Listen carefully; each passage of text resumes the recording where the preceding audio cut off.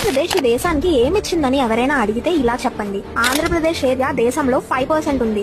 దేశంలోని 57% of the chillies, 25% of the silk కేవలం AP నుండే ప్రొడ్యూస్ అవుతుంది. విశాఖపట్నం ఇండియన్ నేవీకి షిప్స్ ఇంకా సబ్మెరైన్స్ మ్యానుఫ్యాక్చర్ చేస్తుంది. ఆంధ్రలో ఉన్న శ్రీహరికోట నుండే ISRO major space missions launch అవుతాయి. ఇండియాలో 70% of the shrimps, 27% of the fish, 20% of the egg production ఆంధ్రాలోనే అవుతాయి. ఏపీని చాక్లెట్ స్టేట్ ఆఫ్ ఇండియా అని కూడా అంటారు తెలుసా? ఎందుకంటే దేశంలో 40% ఆఫ్ ద కోకో ఇక్కడ నుండే ప్రొడ్యూస్ అవుతుంది కాబట్టి. ఆంధ్రాని ఇండియా యొక్క రైస్ బౌల్ అని అనడంలో తప్పే లేదు.